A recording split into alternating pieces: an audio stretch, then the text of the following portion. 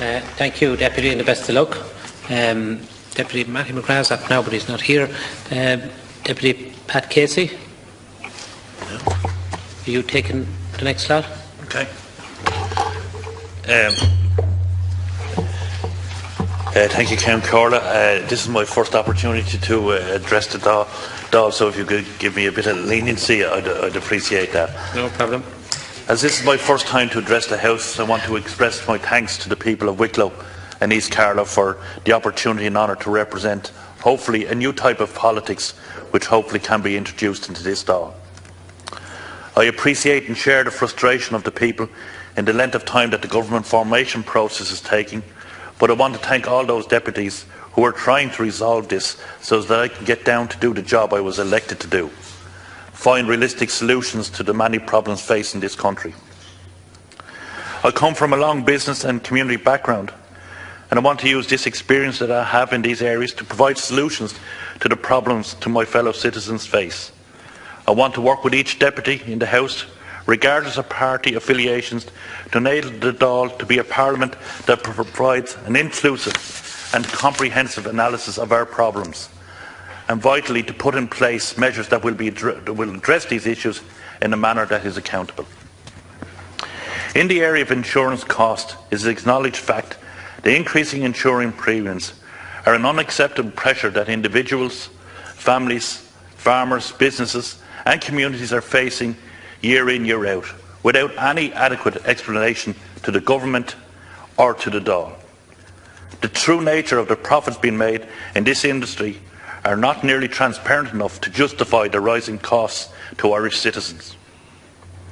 And in fairness to the insurance industry, Ireland risks creating a claims culture unless we have a realistic view of personal responsibility, and where fraudulent claims are not being prosecuted as a serious crime.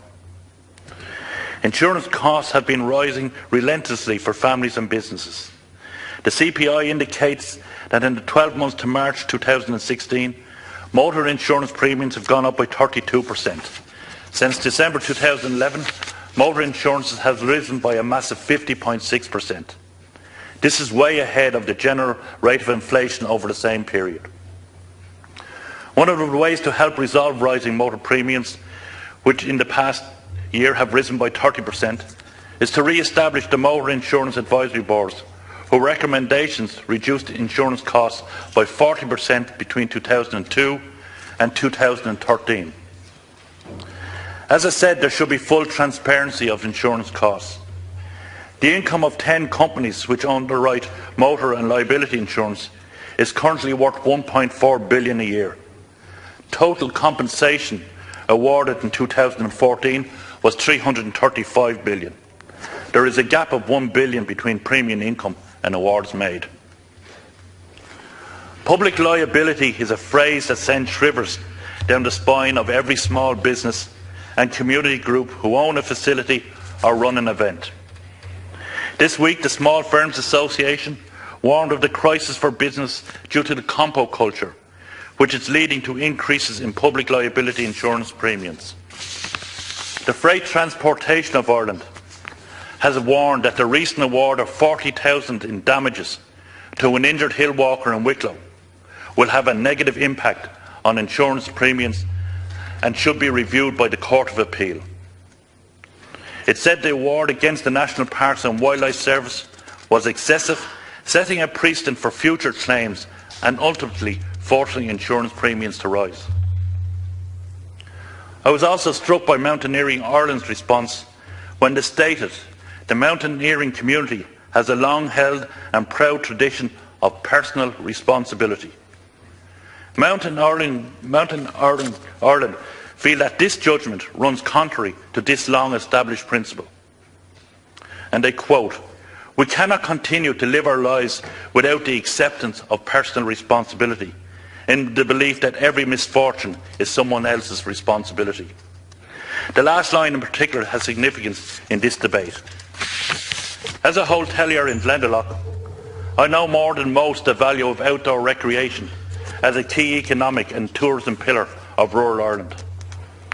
I've worked all my life in both the tourism sector and with organisations such as the County Wicklow Partnership, Wicklow Uplands Council, National Parks and Wildlife Service, Wicklow County Council and private landowners to develop and promote agreed and open walking trails policy, which is an essential part of our rural economic infrastructure. It is my consistent and confirmed view that any regeneration of rural Ireland must further develop and promote this industry, which provides sustainable employment and income to every county in this island. This past week has seen outdoor recreation in the Irish countryside being put at an unacceptable risk due to this award of damages to an injured hill walker. On a positive note, the decision has resulted in a remarkable unity of purpose being showed by diverse organisations, for example such as the IFA and Mountaineering Ireland, which are at one in expressing their shock at this decision.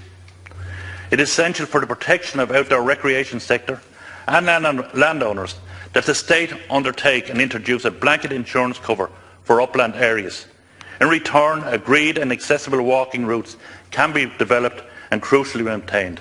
I thank their House for their consideration on this issue. Thank you. Thank you, Deputy Casey, and congratulations on your election. There's still 4 minutes left.